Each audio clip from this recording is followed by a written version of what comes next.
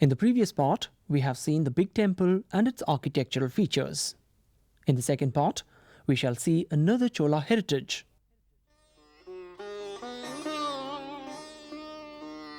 Only superior quality granites were used for building the big temple. The discarded stones were used to build the Kartikeya temple next to the big temple.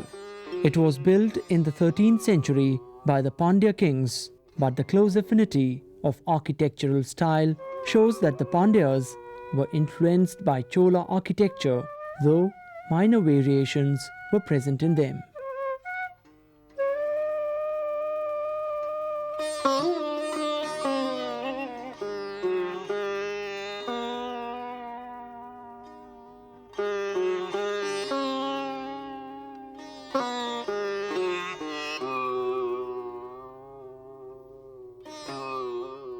While the style is the same, the sculptures are of very intricate nature and a prelude to the Dharasaram temple architecture. This temple is known for its exquisite pieces of decorative architecture, a perfect gem of carved stonework. The tooling of the stone is most exquisite, delicate, and elaborate, retaining its sharpness even today.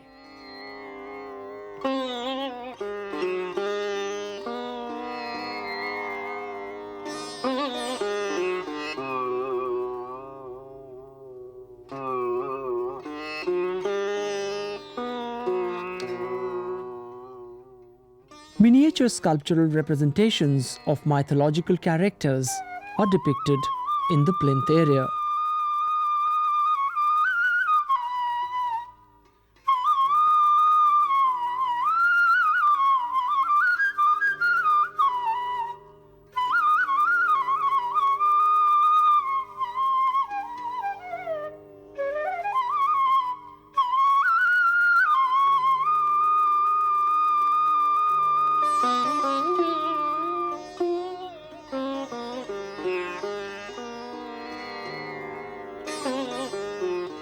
The chiseling on hard granite to make miniatures is very difficult, and this temple is full of such carvings.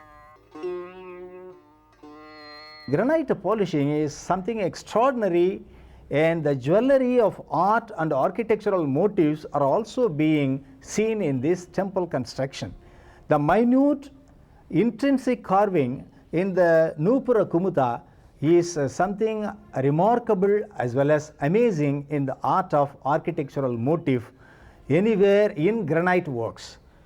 The same similar structures are also available in Belur Halabid, whereas the material is different. It is soft stone, quite suitable for engraving, whereas here in this temple the engraving work is not happen. It is only by the help of hammer and chisel. The chiseling work is capable of creating this type of intrinsic carving in this plinth area, which is really a remarkable, amazing creation in the architectural form of South Indian tradition.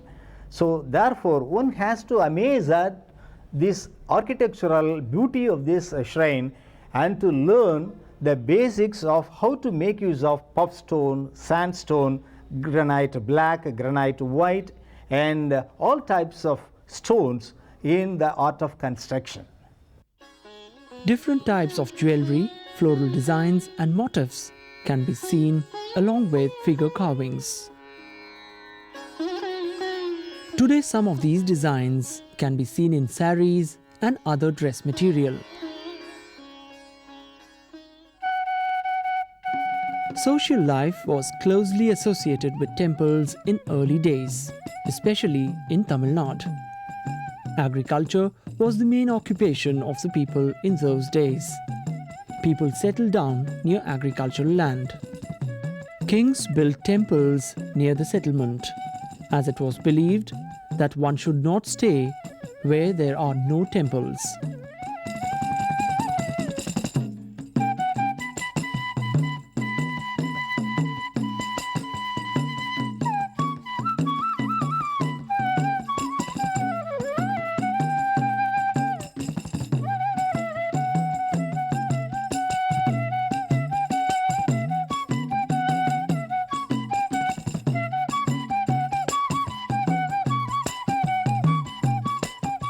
Besides working as a fort and a place of worship, temples also worked as a school, a cultural center, and also as a granary.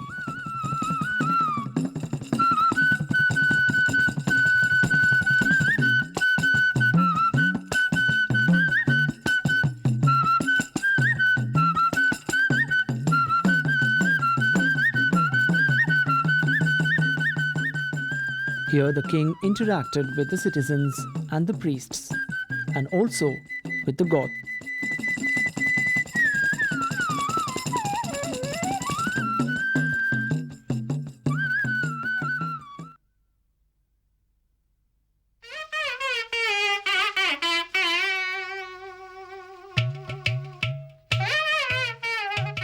Built 2 centuries after the big temple, the Airavadiswaran temple at Dharasaram near Kumbakonam is situated near the river Arasalar.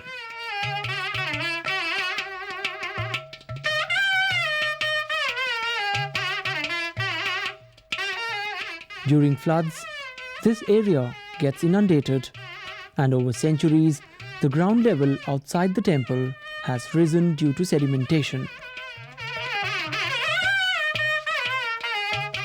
Dedicated to Lord Shiva, this temple is also made of granite, on which intrinsic carvings are made. The Vimana of this temple is just 80 feet in height.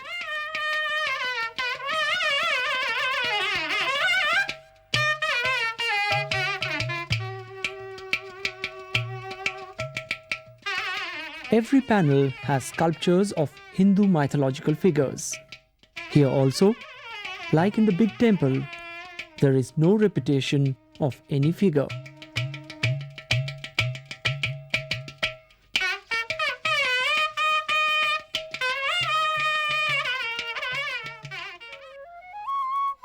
While it is the Vimana that attracts one's attention in the big temple, the main architectural feature of Dharasaram temple is the Rajagambira Tirumandapam with 100 pillars.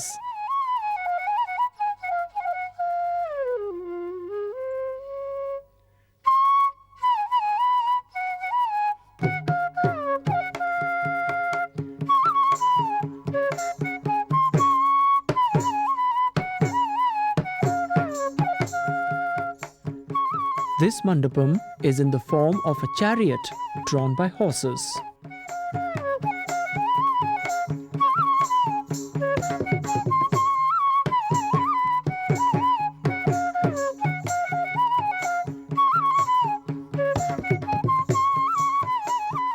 All these granite pillars have exquisite carvings.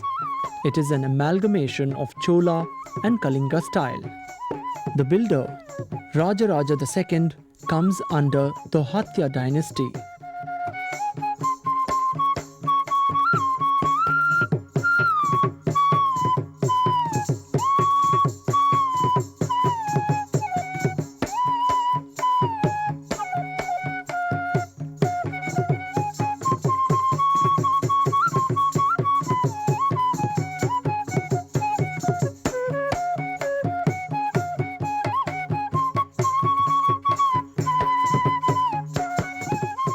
Because of the relationship between the Cholas and the Hoysalan dynasty, influences of Hoysalan architecture can be seen here, like in Belur, Halebid and Pattadakkal.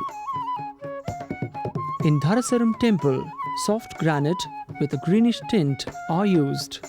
The sculptures are engraved, not chiseled, like in the big temple. Even on the earrings, intrinsic carvings can be seen.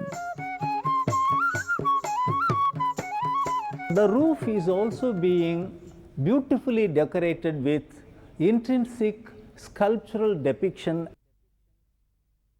You can see the floral wreaths converted into Hamsavari all over the upper portion of the pillar, which is resisting all the heavy load of the roof blocks made up of granite again. So therefore, the technology was so high in order to receive all the load from the top to the bottom in a sparing way. And on the pedestal part of the pillars, you can see any number of leogryph, which is a monstrous form of lion mingled with elephant, and it is also very unique with all identical features. There is no alike forms.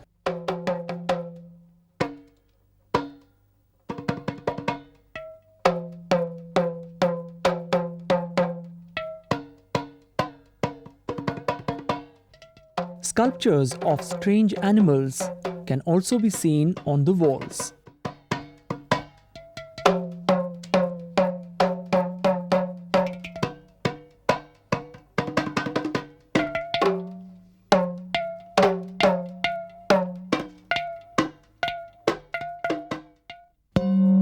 Sculptures referring to Buddhism are depicted in Dharasaram temple also.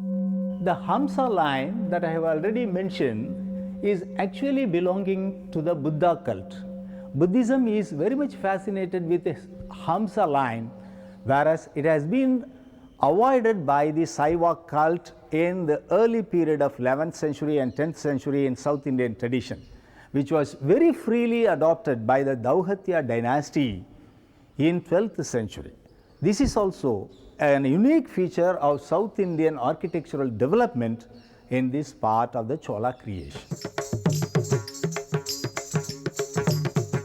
Devadasi system, where female dancers renounced their lives for the service of the god, was popular in early centuries. Their dance form was known as Chatur or Kuttu. In later years, this dance form became popular as Bharatanatyam. The earliest sculptural representations of Bharatanatyam Karanas are found in Big Temple and in Dharasaram Temple. Each sculpture has been carved meticulously following the order of Natya Shastra.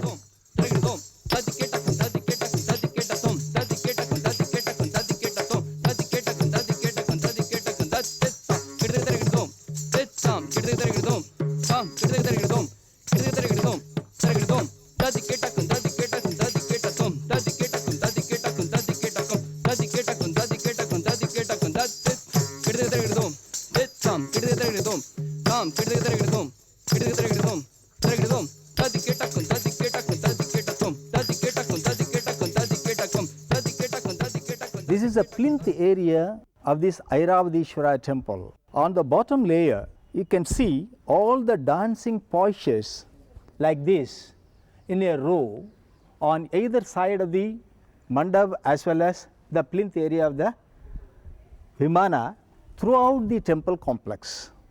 These are all the depiction of 108 Karanas in Tandava as well as in Lasya position.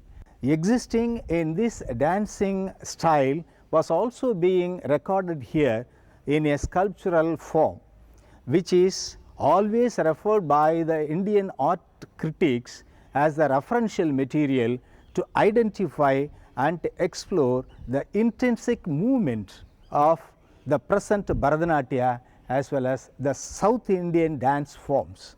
So here every panel is unique and there is no repetition of any movement here. That is the glory and the unique feature of this depiction. Its date is 12th century and it is well in compact position here underneath this kapota. So it is a referential sculptural visual form available in an everlasting beautiful postures also. Lord Shiva had some ardent devotees called Nine Mars. These colorful paintings were added to the temple by Nine Mars in 1532.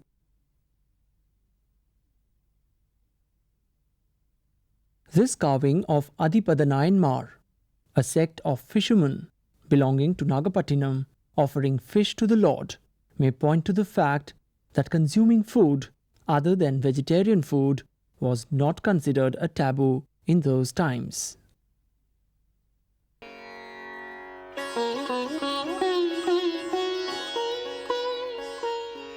Brihadishwarar and Airavadiswarar temples have been declared World Heritage Monuments by UNESCO, and both are being preserved.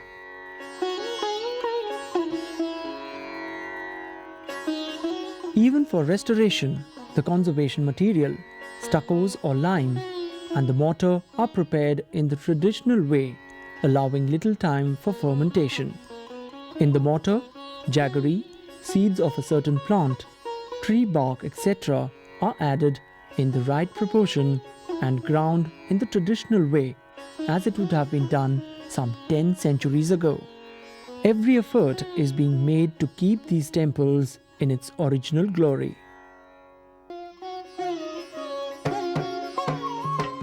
The Brihadishwarar and Airavadishwarar temples stand as the most exceptional and outstanding testimony to the development of the Chola Empire and Tamil civilization.